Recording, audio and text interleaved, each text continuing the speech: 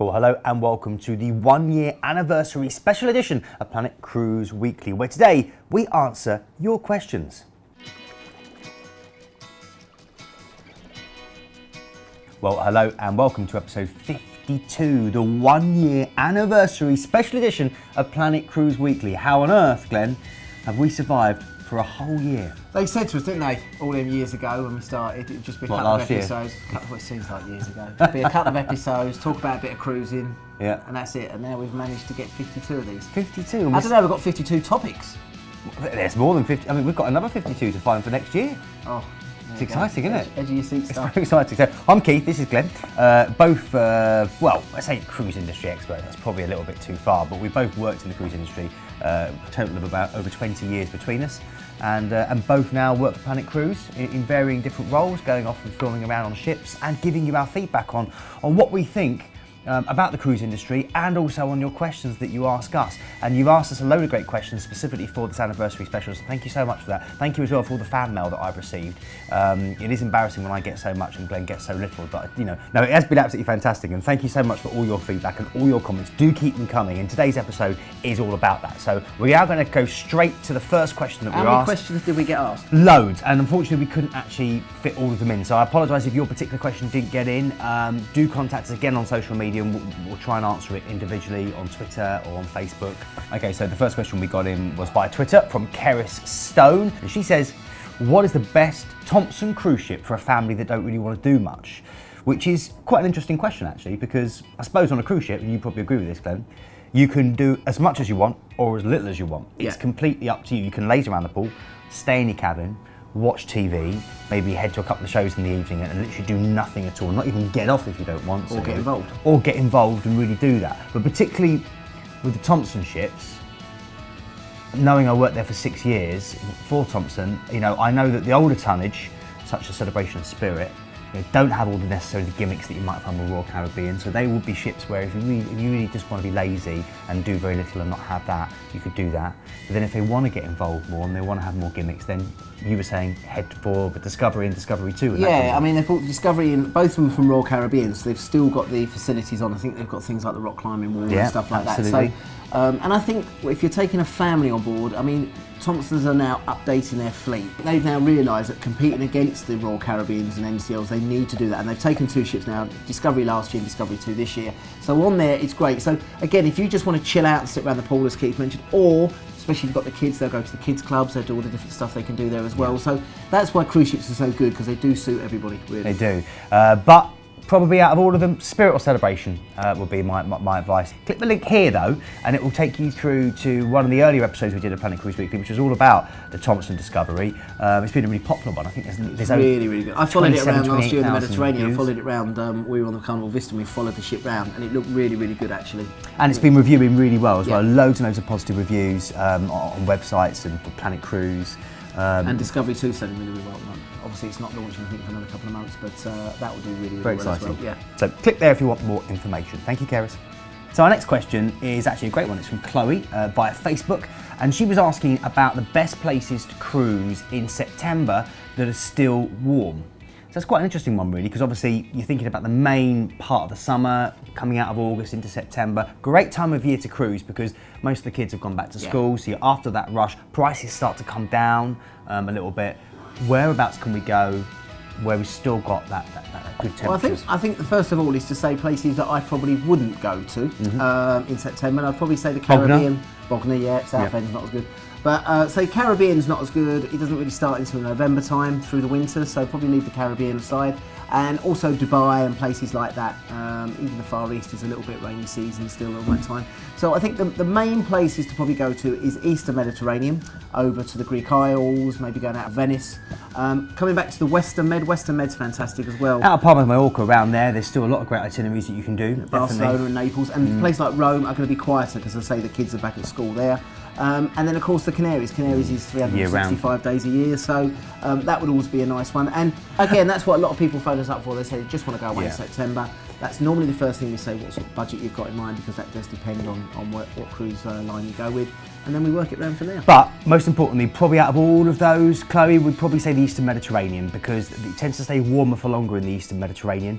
And again, it's a better temperatures then for you to go and explore places like Ephesus. Yeah, 22, to walk around like degrees, Athens nice, and places like that. You've still got all the beaches, you've got all those wonderful Greek islands that are just getting a little bit quieter after the summer rush. So it's a great opportunity to do that. Say out of Venice, maybe out of Athens, maybe out of Turkey, and access that. Now, regards to advice for those ports of call, there's loads. I mean, I've done a load of top tip videos on the website. We've got various other PCWs that have covered the Canary Islands, that have covered the winter sun. So click there if you do want the one about the winter sun and more specifically. But great question. Hopefully that has answered it. And you know, if you want to buy a cruise off Glenn, then give him a call, because he's halfway through selling you one there. So our penultimate question comes in from Sophie, again via Facebook, and she asks, it's an interesting question this, because if you're new to cruising, you might not know, do you have to do the tours that the cruise ship offer, or can you go off and explore You have to do the ones the cruise independently? ships offer. Don't believe him. As a past tours manager, lying to you, Sophie. You have to. Lying to you. never You get back if big you don't. fat fibber. No, listen, the tours, I was tours manager for 10 years on the ship, so of course our job was to sell the tours themselves. The tours on board the ship are going to be organised for you, they're easier, but they're also going to be more expensive. They generally are. When we used to do them, I would say they're probably 30% more expensive than you would be if you did them independently and online. And again, depending on where you cruise is also depending on whether you do the shore excursions. So for example, in the Caribbean, I probably wouldn't do a best of Antigua or best of St. Lucia. I'd take a taxi out with a few friends and go and do it myself. On the other hand, if it's like a catamaran, you want to swim with the dolphins, you want to do a helicopter ride, you're probably not going to be able to do that just walking off the ship. So that's why sometimes those sort of things are better to organise with the ship themselves. But again, you need to weigh up the costs. We obviously do excursions themselves as a company. But it's not just that, it's confidence as well, Sophie. If you're quite a confident person, you're quite an independent traveller, you don't mind getting off and you don't mind getting mucky with it and getting stuck in, doing a little bit of research. You can do that research via our website, loads of tips on there about what to do in different ports of call that I've put up there. Or you can just get in touch and ask us questions and we'll give you specific bespoke advice for the port of call. We're happy to do that. But it's about your confidence. If you're confident enough to get off and do that, go and do it, because you'll have a great time going and finding and discovering. But definitely, the more you're willing to explore, the more you're willing to try things, the better it usually gets.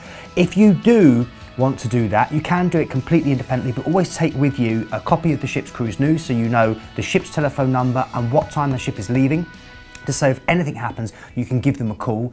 And the other really important thing as well is to make sure that if you do want to go and explore independently, you check first, because sometimes, say for in Rome, you can do a Rome on your own, where you just get the transport. So if you want to kind of do a partly explore, where you just get the transport and then get 4 or 5 hours to go and explore Rome and then get back on the transport and go back, you can do that, which is kind of, in a sense, it's kind of part help for tours. So there's loads and loads of different options. And again, St. Petersburg's another big one. You know, St. Petersburg, you're not allowed to leave the ship unless you're on a tour, but that doesn't have to be a ship's tour. If you privately arrange a tour, it still counts as you being on tour. Now the other thing, Sophie, which you can consider is escorted cruises, which we've been doing now for several years. I've done a couple of Cruise with Keiths where we've gone out and we've met people that are, you know, fans of the Ideal World show and of the online shows, and they come along and we escort them off and we're there to ask any questions. And I think this year it's a cruise with Sean, which is selling very, very well. And also, Glenn, we do other types of escorted tours as well, don't we? Yeah, we've really kicked in with some of the sporting events now and tying that in and doing a lot of stuff now with the Formula One. So I know we've already done Barcelona and Monaco.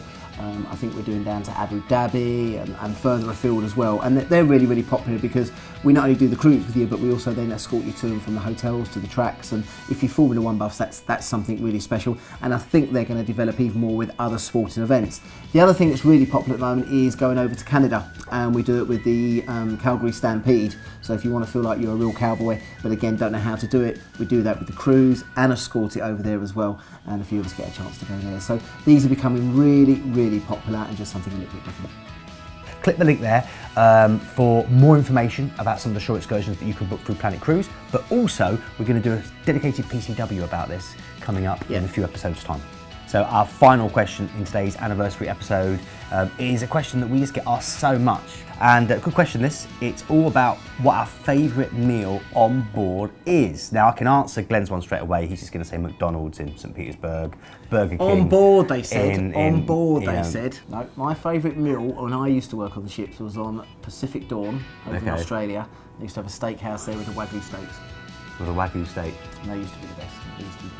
That was my favourite. Medium rare, overdone? Medium rare, bit of red. Bit of red. Yeah, that was nice. Like a bit of red, okay. Well for me, I've got to divide it down because you know what, I love food. So I'm going to divide this down into 3 different experiences. First one. Breakfast. And dinner, yeah. First one was best meal as a crew member on board or as working on board the ship. And that was definitely in the Cunard Grills and Queen Mary 2. Absolutely Queen's Grill, stunning, 7 courses. The best food still melting on the mouth to this day that I've probably ever experienced. The other thing I'd say is, and by the way, actually, while we're talking about that, we have recently done some refilming for the Cunard Grills, so click the link there if you want to find out more about that. The other meal I was going to say is one of the best ones for actually going out and getting stuck in. You know, we had that great question from Sophie before about going off and exploring.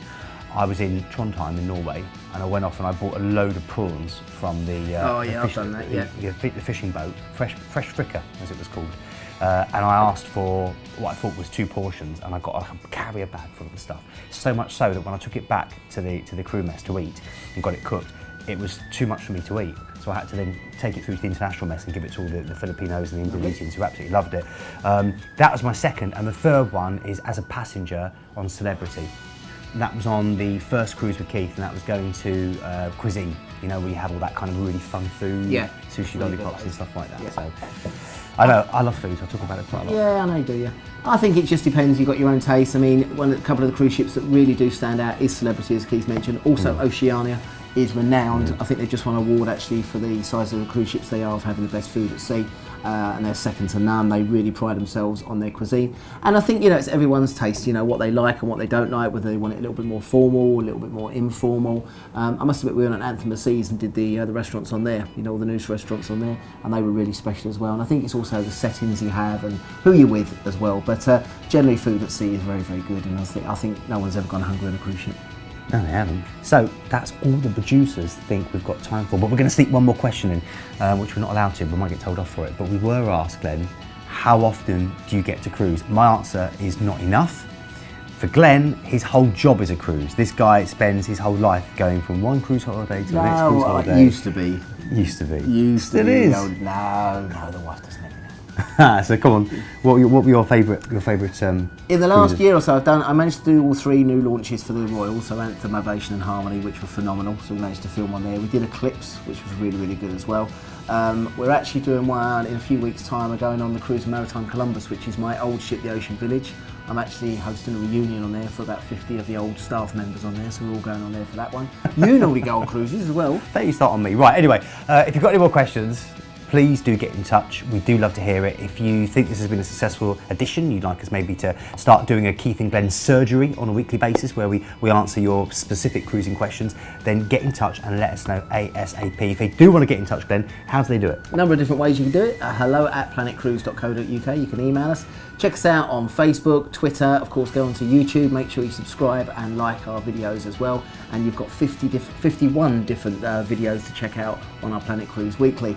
Also, we've got our Ideal World show, which is every Tuesday night, and of course we have our website. That's got all the cruises on there for you. And if you haven't done already, do subscribe to the YouTube channel. It's free, and all it means is you get alerts when good content comes out, and there's loads and loads of good content which is going to keep you informed about the wonderful world of cruising. Wish Glenn luck, he's about to go to the dentist. I am, yeah. It's a big job with these two.